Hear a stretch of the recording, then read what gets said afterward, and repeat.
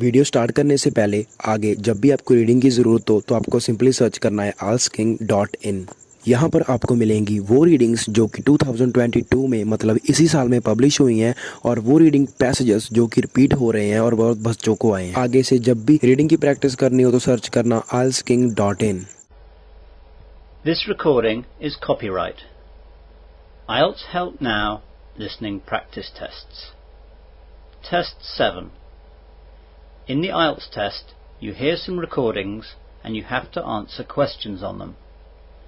You have time to read the instructions and questions and check your work. All recordings are played only once. Now turn to Section 1. Section 1. You will hear a conversation between a man and a woman discussing the rental of a car. First, you have some time to look at questions 1 to 5.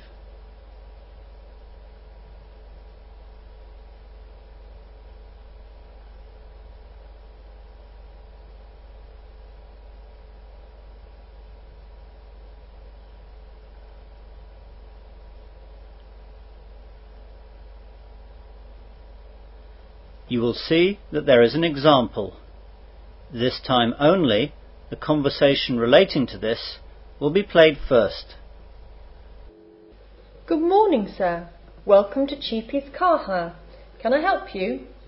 Yes, please. I need to rent a car. That's no problem, sir. When would you like it? Tomorrow morning. Let's look then. Today is the 6th of August, so you'll need it on the 7th of August. So, 7th of August is the correct answer. Now we begin. You should answer the questions as you listen, as the recording is not played twice. Listen carefully to the conversation and answer questions 1 to 5. Good morning, sir. Welcome to Cheaples car hire. Can I help you? Yes, please. I need to rent a car. That's no problem, sir. When would you like it? Tomorrow morning. Let's look then. Today is the 6th of August, so you'll need it on the 7th of August. That's right. Now, I'll just need to take some details from you, sir. Can I take your name, please? John Wilson. And your home address? 95 Green Lane, Manchester. Green like the colour? Yes, that's right. And the postcode is MW7 4DF. OK, got that. Can I have your telephone numbers, please? My home number is 0206 834 6387 and my mobile is 07779 724 868. Sorry, I missed the mobile. It's 07779 724 868. Thanks. Now, are you the holder of a full current driver's licence? Yes, I am. Could I take the number of the licence, please? Sure. Let's have a look now. It's WIL 948578269. And will there be any other drivers or just you? Only me, please. OK. You said that you wanted the car tomorrow, but how long will you want it for? Well, tomorrow's Friday the 7th, and I want it for the whole weekend, so I'll bring it back on Monday morning. I'll have to charge you for all Friday and Monday, sir. That's okay. Good. Now, what kind of car were you looking for, sir? I'd like a fairly small car, as I'll be driving a lot around town, and a smaller car will be easier to get around and to park. Yes, that's true. Well, I've got small sizes in the following types of car: a Ford, a Renault and a Toyota. They're pretty much the same, though the Toyota is in a cheaper price category. I'll take the cheapest one, please. and we can offer you a petrol or a diesel model with that car. Oh, in that case I'll take the diesel, as that will be more economical. Before the conversation continues, you have some time to look at questions 6 to 10.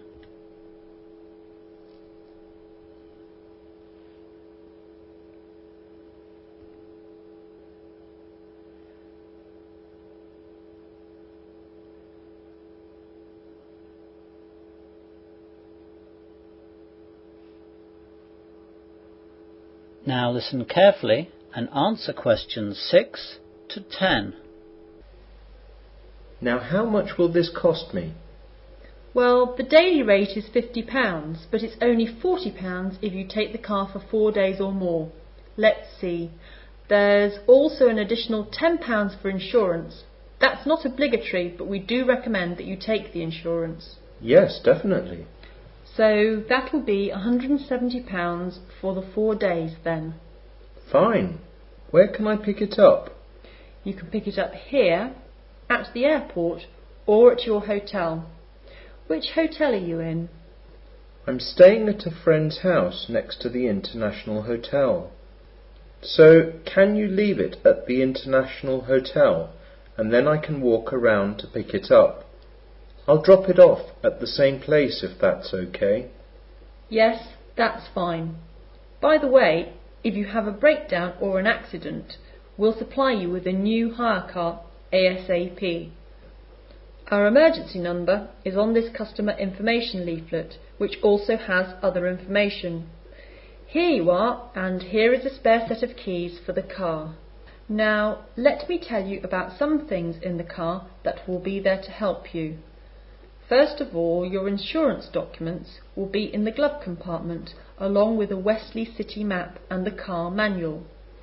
On the back seat, there will be a larger area map of the local district. If you need a map of any other place, like London, then give us a call and we'll make sure it's there. No, I won't need that. In the boot, you'll find a spare wheel and a set of tools in case you have a problem. We have membership with the RAC, so you can call them if you're really in trouble. The membership card and phone number is in the glove compartment too. There will be a small fire extinguisher under the passenger seat, but I hope you won't have to use that. Great. So where do I pay? If you go over there to Mr. Walker, then he'll sort you out. That is the end of section 1. You will now have half a minute to check your answers.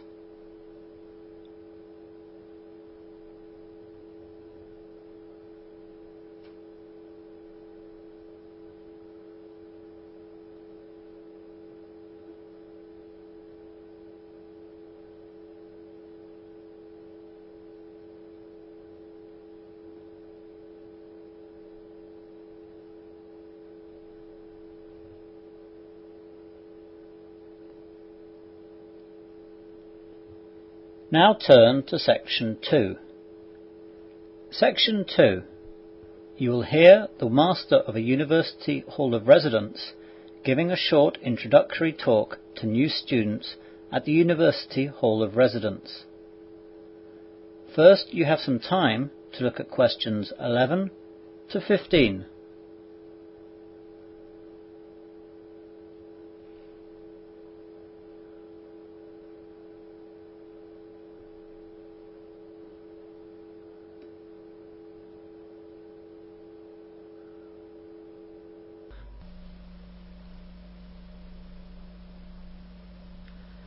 Now listen carefully to the short introductory talk and answer questions 11 to 15. Good evening, ladies and gentlemen, and welcome to Cheaples Hall of Residence. My name is Dr. Frank Jones, and I am the Master of Cheaples Hall. As you all know, you are all attending Wesley University to study different courses, and Cheaples Hall of Residence will be your home for the first year of your studies. You are all first-year students, as Cheaples offers accommodation only to first-year students at the university. In this short talk, I'm going to go through some of the things you ought to know about life in the hall. I will also go through some rules so that we can all live together in a satisfactory way for the whole year. First of all, I would like to go through the eating arrangements. Chelston Hall offers full board accommodation, so there will be breakfast and dinner every day, with lunch also available at weekends. You are not obliged to go to the meals, but they will be there if you wish to take advantage of them. In fact, it would be a waste of money not to, as you are paying for the food in your hall fees. The times of the meals are as follows. Breakfast is served from 7 a.m. to 8:30 a.m. every day, though these times are an hour later at weekends. Dinner is served at 6:30 p.m. to 7:45 p.m. 7 days a week. On Saturday and Sunday, lunch is served at 12:30 p.m. to 1:45 p.m. If you are late, then you will not get any food. Once the hatches are closed in the dining hall, they stay closed. The dining hall is cafeteria-style service, and there is always a selection of food for vegetarians. If there are a lot of people at the dining hall, then please queue up in an orderly manner and wait your turn. Please do not push into the queue. At the end of your meal, please take your tray over to the side tables and put your dirty plates and utensils in the appropriate places. We do have kitchen staff, but they are not your servants, and we expect you to take your own dishes and cutlery off the table. Rudeness and incivility to the staff will also not be tolerated. Each evening after dinner there will be coffee and tea available in the common room until 9:30.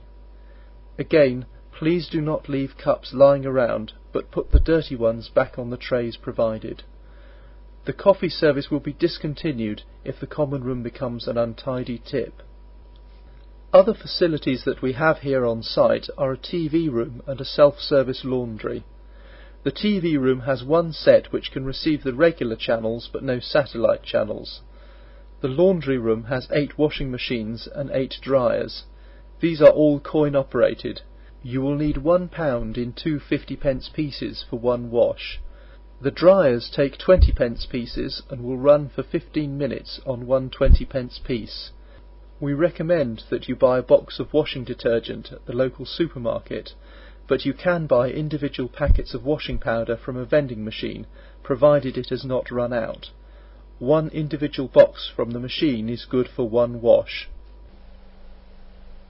You now have some time to look at questions 16 to 20.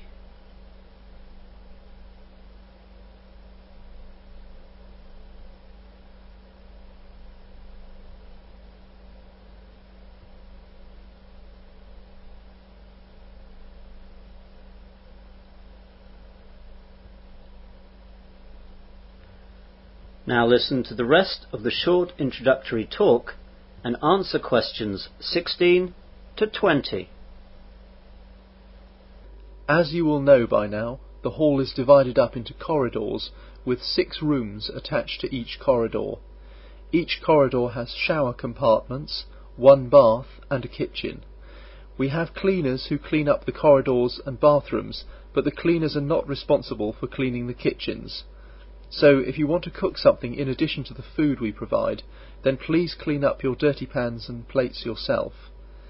If any kitchen gets into too bad a state, then it will be closed and locked up for the remainder of the term. Any dirty dishes or pans that are in the kitchen will just be thrown out. By the way, as you will also know, the corridors are co-ed, so you will need a reasonable amount of consideration and modesty moving around to the bathrooms and back.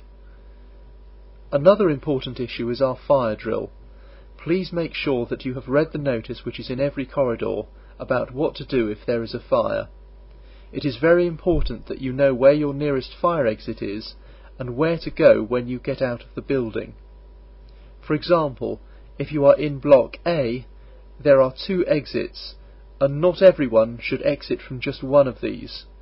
The assembly point for both blocks is the car park, where your block leader will take a roll call to make sure no one is left inside. We are obliged by the fire service to perform 2 emergency practices every year. Please take them seriously, as if they are not done well, then we shall have 3 or 4 or 5 practices, or however many it takes to get it right. Finally, we have the issue of noise. For a lot of you, this will be the first time not living at home with your family, and you will have access to lots of friends your own age, and alcohol. I must urge you at all times to try and behave with consideration to your fellow hall tenants at all times. Don't play your music too loudly, or make too much noise at any time, and especially at night. People around you all the time will be trying to work, sleep, or just relax. Have fun, but think of others. We take quite a strict attitude to those who end up annoying everyone else. If you are found to be disturbing others in the hall to an unreasonable amount, you will be warned, and if the problem persists, you will be asked to leave. You will not receive any refund of the funds you have paid. I hope that I have not unduly worried anyone. That is the end of section 2. You will now have half a minute to check your answers.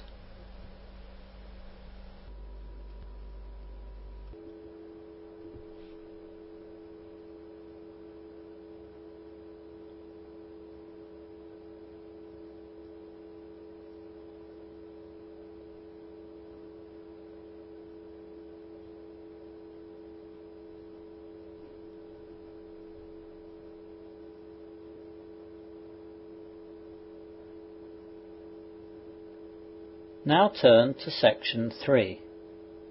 Section 3. You'll hear two students discussing their project. First, you have some time to look at questions 21 to 26.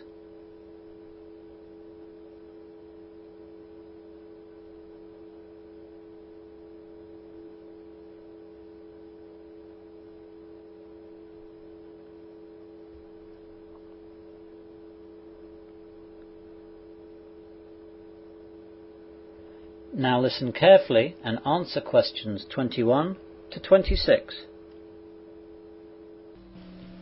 Well, Fred, thanks for coming over to my room. Oh, that's okay. I had a lecture near here this morning, so it was easy to come over. We've got to get on with this North Sea oil project anyway. So, did you manage to do any of the things that we decided last week? Most of the things.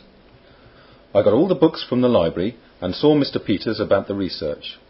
He told me the names of some good sites on the internet where I could find lots of information about the North Sea oil industry safety issues. He's a great tutor, isn't he? Yes, he is. So I checked out the sites and made some notes. What about you? Did you get the information on the background and history of the North Sea oil industry? Yeah, there were loads of information and I've made notes too. I think I've got it all covered. So let me tell you what I found out. I'll run the ideas past you and you can tell me if it's okay. Good idea. So, as you know, the North Sea lies to the east and northeast of England and Scotland. Apparently, the North Sea was long dismissed as a potential source of oil or gas, but over the last 4 decades, it has become the centre of one of the world's most productive energy industries. Gas was actually first found in quantity in the Groningen area of the Netherlands in 1959. This was followed by the first British discovery of gas in the West Sole field, off the coast of East Anglia, by the BP drilling rig Seagem late in 1965. Actually, the first accident was on that rig too. Anyway, sorry. Go on, Judith. The British oil and gas industry in the southern North Sea grew rapidly in the early years. The deepening economic crisis in the UK meant that there was enormous pressure on the industry to get gas and later oil flowing. As exploration and investment moved further north, it became clear that there was oil to be found in great quantities. Discoveries of oil grew in number as more companies, British, European and American, took out leases on sectors of the North Sea. During the 1990s, like the rest of the world, the North Sea industry was badly affected by the global price fluctuations. Nevertheless, production grew and peaked around 2000-2001. Now, the North Sea is regarded as a mature province on a slow decline. That's about it for now. I'll put more detail into it when we do the presentation. You know, statistics and all that. You now have some time to look at questions 27 to 30.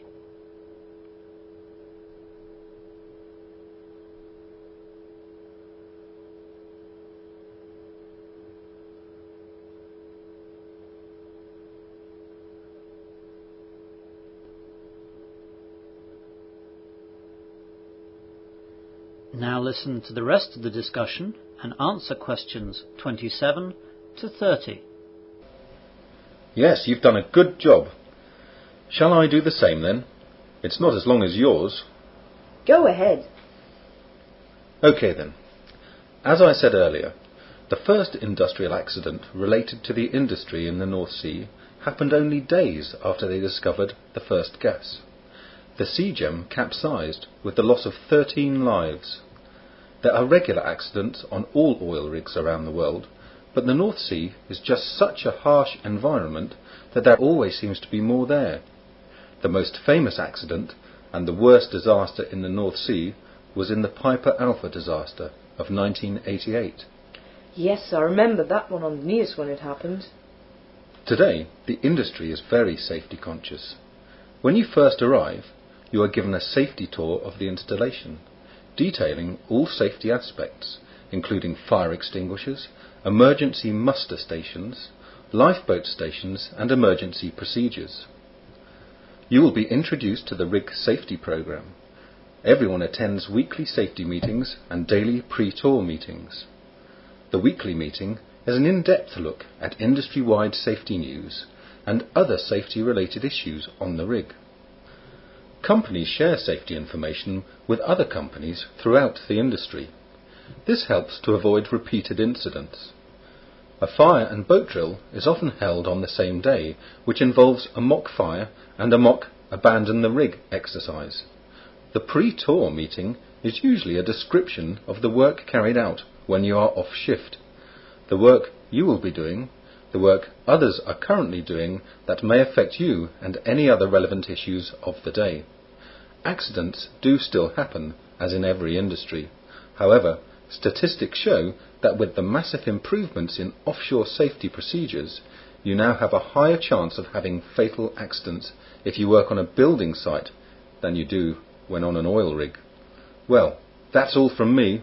I'll add lots of details too. OK, well, let's plan what we have to do next. That is the end of section 3. You will now have half a minute to check your answers.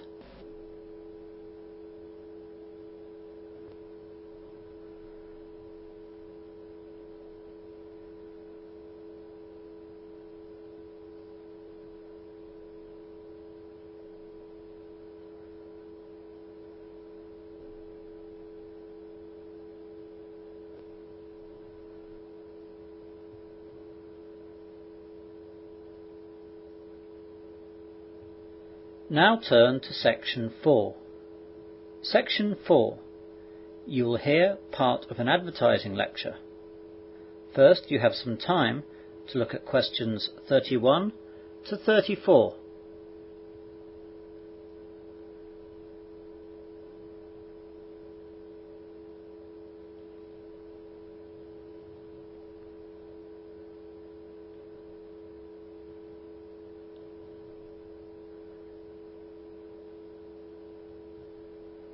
Now listen carefully and answer questions 31 to 34. Good morning, everyone. Today's advertising lecture is on the history and development of highway billboards and their effectiveness. Later on, we will look at their design and different uses. The roots of billboard advertising can be traced to the invention of movable type printing by Johannes Gutenberg as far back as 1450, and advertising in the modern sense was launched in the form of the handbill. When the lithographic process was perfected in 1796, the illustrated poster became a reality. Gradually, measures were taken to ensure exposure of a message for a fixed period of time. In order to offer more desirable locations where traffic was heavy, bill posters began to erect their own structures. In 1835, the large American outdoor poster, more than 50 square feet, originated in New York in Jared Bell's office, where he printed posters for the circus. In 1900, a standardized billboard structure was created in America and ushered in a boom in national billboard campaigns.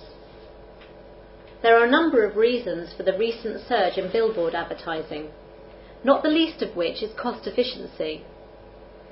Compared to other forms of advertising, billboards are a relatively inexpensive way to get your point across to the general public. Consider this. A newspaper ad is only good for a day, and a television commercial only lasts about 30 seconds. But a billboard ad is working for you 24 hours a day, 7 days a week. The cost of billboard advertising ranges from about $700 to $2,500 a month. At that rate, 10 billboards could run for as much as $25,000 per month. That sounds like a lot of money until you realise that a full-page ad running for 1 day in a major newspaper costs about the same. So billboard advertising can be an effective and cost-efficient way for entrepreneurs to spread the word about their products and services. The Outdoor Advertising Association of America estimates that US businesses spent more than $5.5 billion on outdoor advertising last year, and the association is anticipating a healthy increase over the next few years. Advances in technology have also contributed to billboard advertising's cost efficiency. In the past, billboards had to be hand-painted, a time-consuming and costly venture. But with today's computer technology, billboards are designed on a computer screen, printed to vinyl or poster paper, and glued to the billboard structure. The result is higher quality ads in less time for less money. You now have some time to look at questions 35 to 40.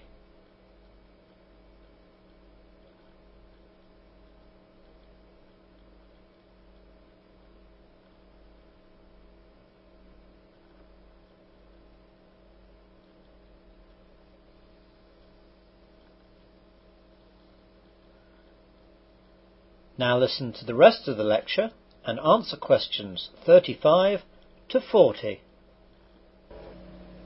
Let's look now at a famous example.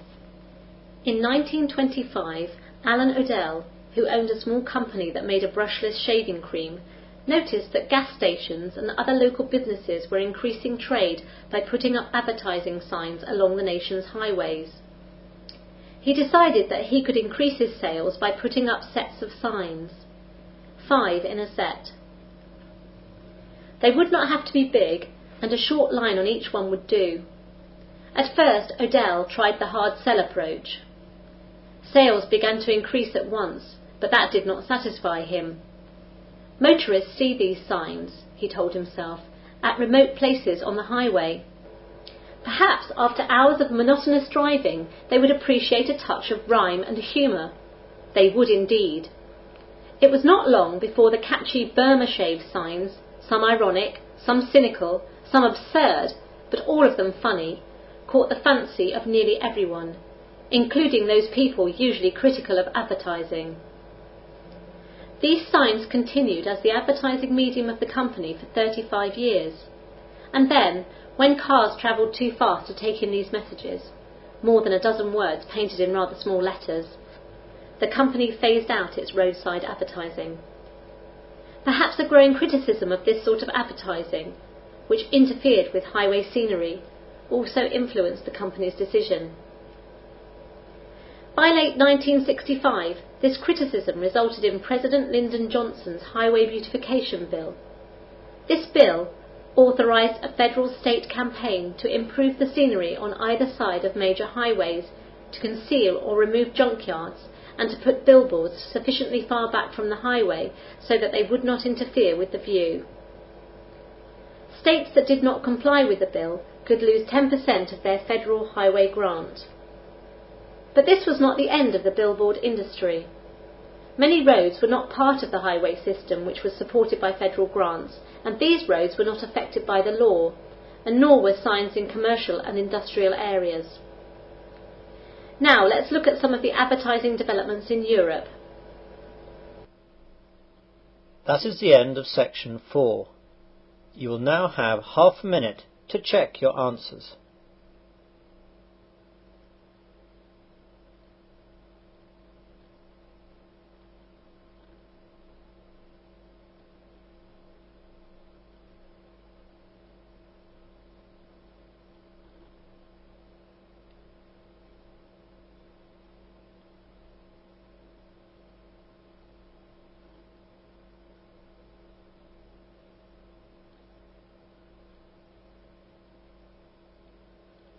That is the end of listening test 7. In the IELTS test, you would now have 10 minutes to transfer your answers to the listening answer sheet.